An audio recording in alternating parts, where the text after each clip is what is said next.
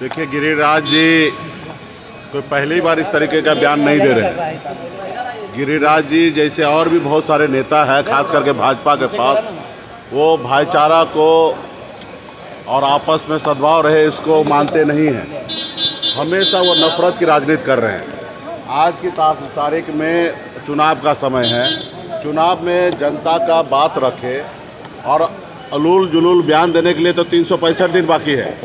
वो 365 दिन स्वतंत्र है। जो जिसको गाली देना, जो जितना बोलना है, अनाप शनाप भाई को भाई से लड़ाना, हिंदू मुसलमान, मंदिर मस्जिद जो करना वो करे, लेकिन कम से कम चुनाव के समय में उसको अपना बताना चाहिए कि नवादा में 5 साल में उन्होंने क्या किया। अभी आप बेगूसराय गए, वहाँ पे 5 साल आगे आपको जनता चुनेंगे तो आप क्या कीजिएगा। तो ये रिपोर्ट देना चाहिए। आपके देश के प्रधानमंत्री जी 10 साल रहे हैं। 10 साल में उन्होंने जो जो वादा किया सीना ठोक कर, भाइयों बहनों भाइयों बहनों भाइयों बहनों, तो भाइयों बहनों को बताइए कि भाई आपने क्या किया और कहाँ आप सफल हुए।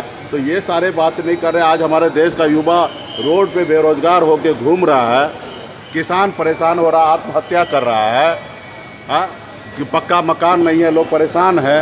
तो ये सब चीज़ छोड़कर आप उलूल जुलूल का बयान दे रहे हैं। उनके ऊपर अभी कोई क्या टिप्पा टिप्पणी करना, वो ऐसे ही बोलते रहते हैं।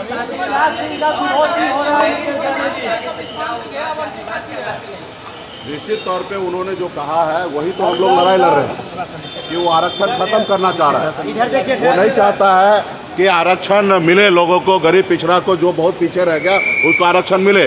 वो इसलिए वो हमेशा चाह रहा कि मेरिट पे चीज़ें हो। तो यही तो हम लोग जो कह रहे हैं, अभी वो घुमा के कह रहे हैं, लेकिन इंडप दे जाके उनका इच्छा क्या है, आरक्षण समाप्त करना। अगर मेरिट की बात कर रहे हैं तो सीधा खुल के कहिए ना कि संविधान को ख़त्म कीजिए और जो जितना है और मेरिट पे आरक्षण हम देंगे। आप तो वो नहीं कह रहे, आप मेरिट पे जाति, भाई जाति हमारी पहचान है। हर जाति का अपना एक पहचान है।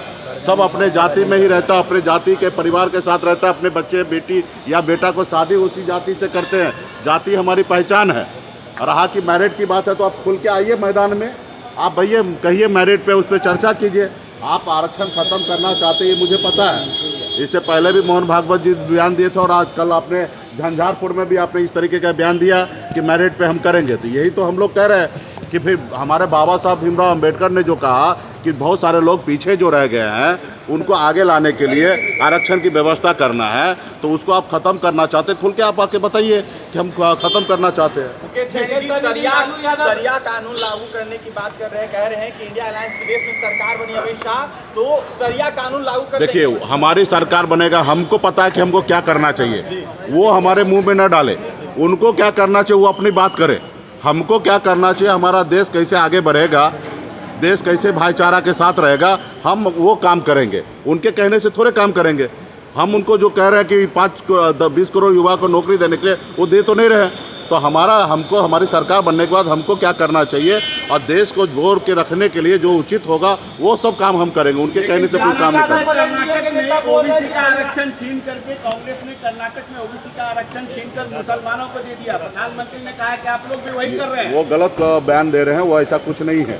प्रधानमंत्री जी इतना झूठ बोलते हैं, हम लोगों को शर्म आ रहा है कि हमारे देश का प्रधानमंत्री सिर्फ चुनाव जीतने के लिए इतना झूठ नहीं बोलना चाहिए। उनको पहले तो वो बताना चाहिए कि जो उन्होंने वादा किया उसके ऊपर काम करना चाहिए।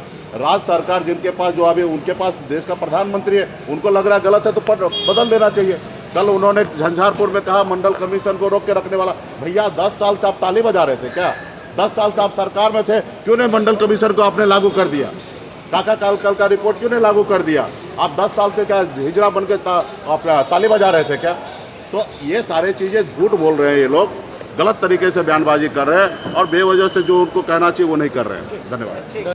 पनोरमा ग्रुप, जो सोचता है वो करता है। आपके अपने सपनों का आशियाना। ये लो, मुंह मीठा करो। आज मैंने अपना जॉब छोड़ दिया। अब हम पूर्णिया वापस जाएंगे। जॉब छोड़ दिया है? मतलब ये घर कैसे चलेगा? हम करेंगे क्या? और माँ बाबूजी क्या बोलेंगे? इसलिए मैं एक और मिठाई का डब्बा लाया। अपने बिजनेस के लिए लोन अप्रूव हो गया। अरे लोन अप्रूव हो गया वो तो ठीक है, लेकिन पूर्णिया में हम रहेंगे कहाँ? अपना घर भी तो नहीं है वहाँ। इसलिए तो एक और मिठाई का डब्बा अलग से लाया हूं। हमने पूर्णिया में घर ले लिया है, पूर्णिया के ई होम्स पैनोरमा में। पूर्णिया में पैनोरमा ग्रुप लेकर आए हैं ई होम्स पैनोरमा, बड़ा घर, आलीशान जिंदगी और अत्याधुनिक सुविधाओं के संग। अरे अरे, अब क्यों मुंह मीठा करवा रही हो? क्योंकि हम घर वापसी जो कर रहे हैं।